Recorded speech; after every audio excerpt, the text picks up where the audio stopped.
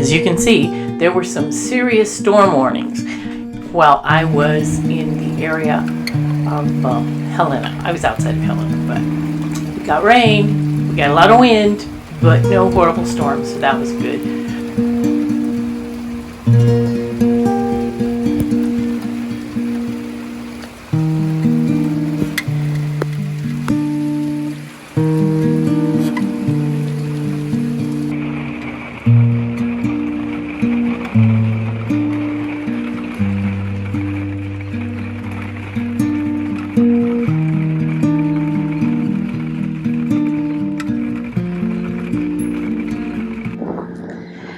My microphone battery died, so I'm talking into the phone right now.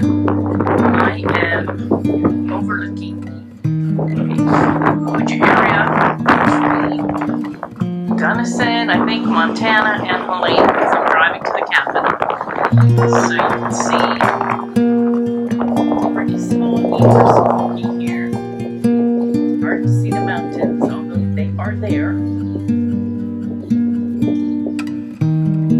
Originally the McDonald Pass toll road.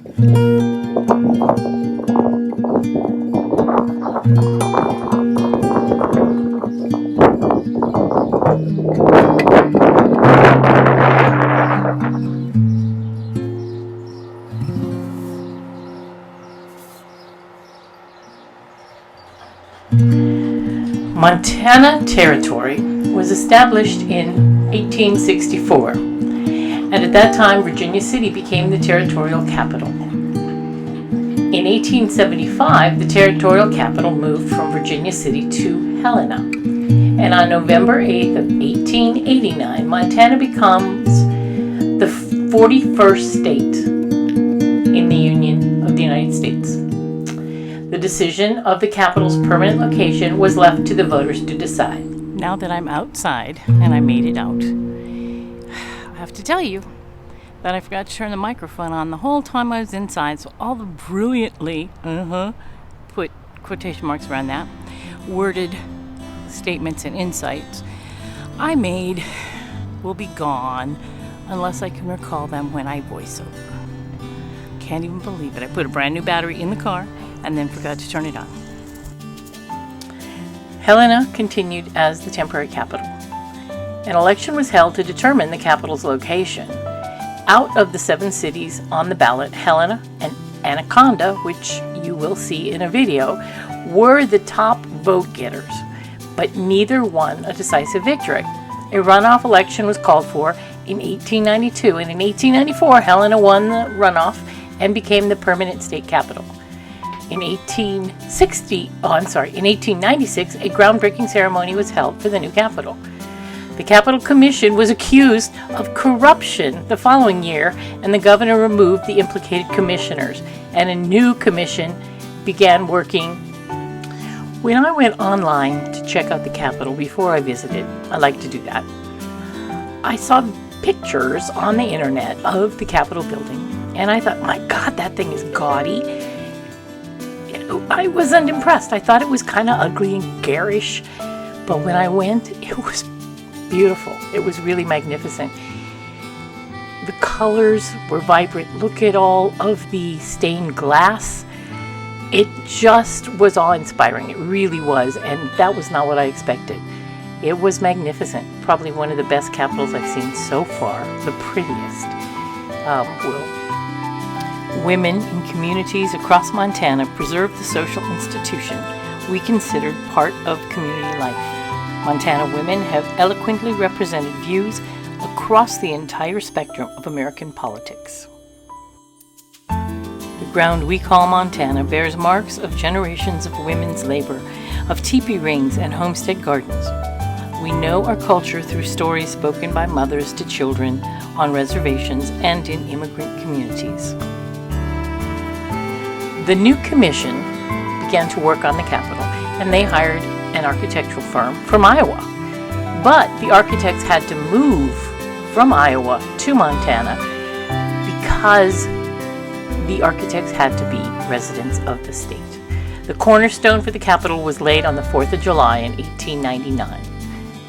and an Ohio firm was chosen to do the interior. And I think they did a great job.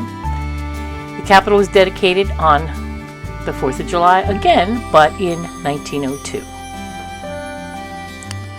From 1933 to 34, the Civil Works Administration does renovation work on the Capitol building. But in 1935, a series of earthquakes hits the Helena area. The rotunda's original glass floor, as well as the walls' plaster and fresco designs, were damaged.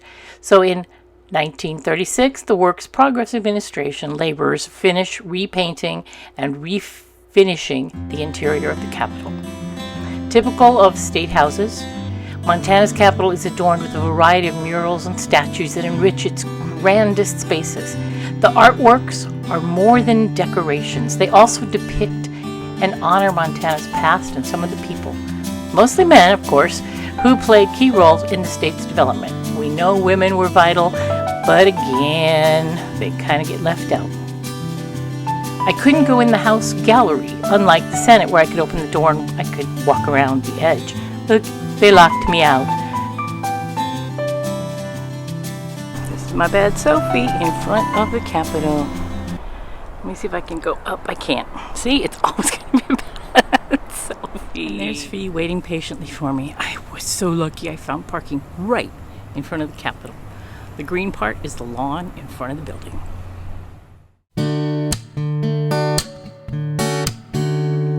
This is the Lewis and Clark Brewing Company in Bozeman, Montana. The city's really cool, and this brewery is really quite cool. I love the flower pots that are beer glasses with beer in them. These are the silos that I'll mention later. This is considered a small craft brewery, but it really is quite a huge production. I'm sure when it started 17 years ago, it was really small, but now it's pretty big. I borrowed the following info from the company's website.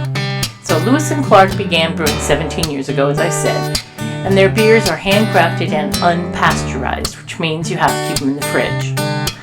The company building is made up of several buildings that were added onto over the last 125 years, with some dating back to 1885. The oldest building is a stone smokehouse building where the men's restroom is located. I didn't go to the men's restroom, so I didn't see it. Here's some info on the brewing process, which I found interesting since Enrique and I did some home brewing. Okay, the beginning of the brewing process starts for them at their silo, which we saw, which is full of Montana-grown pale 2-row malt. There's about 250,000 pounds of that malt in those silos. The malt is cracked in a roller mill along with specialty malts required for specific recipes. The milled malt, or grist, is transported by augers across the brewery to the grist hopper above the mash. After this, I went to Bridger Brewing, which is also in Bozeman. They have a restaurant as well as their brewery. Really good pizza. You'll see that in a minute. But I'm going to do a little bit more of the brewing process before I get back to Bridger's.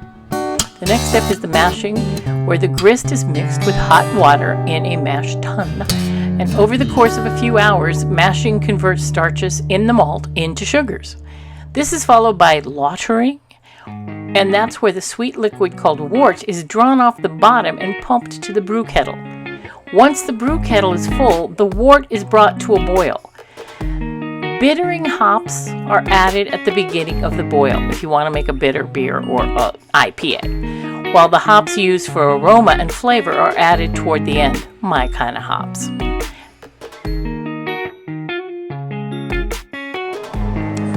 You can get pizza by the slice. You can probably tell I have a piece of pizza in my mouth right now. The slice they have today is the Firebird. It's spicy verde sauce, or verde sauce, house smoked mozzarella, shredded adobo chicken, house pickled jalapenos, red onions, cotija cheese, fresh cilantro, and onion. It's really good. And the crust is perfect. The bottom crispy as can be. It's like a real pizza. Not the kind I've been forced to eat for quite a while.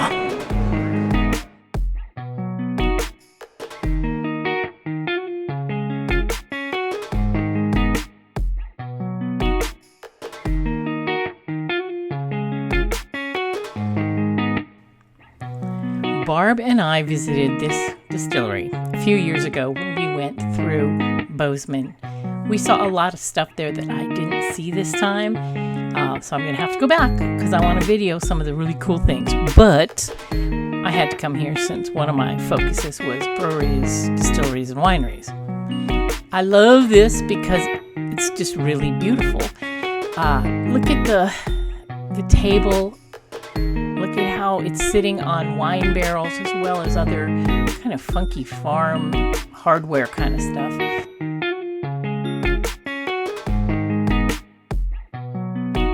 My dad was a Farmall man, Farmall International Harvester. We had those kind of tractors.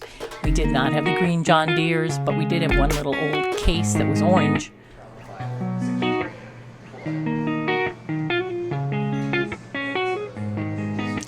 It's 5 o'clock somewhere. Okay, not here in Montana, but it's 5 o'clock somewhere, so I'm allowed to taste my whiskeys.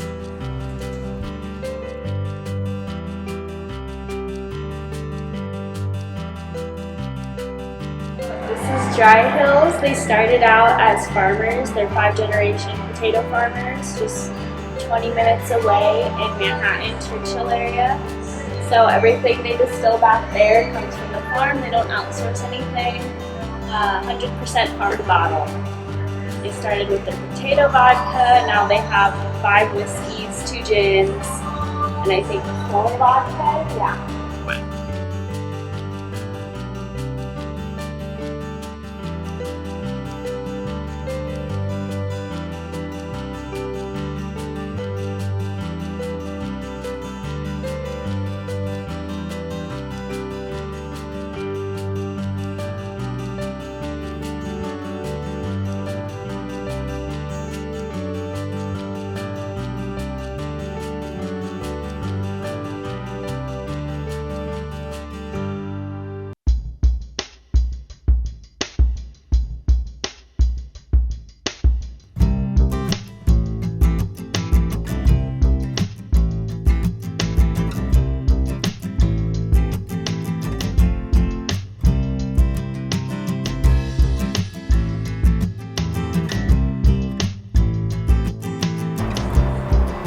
Here we go.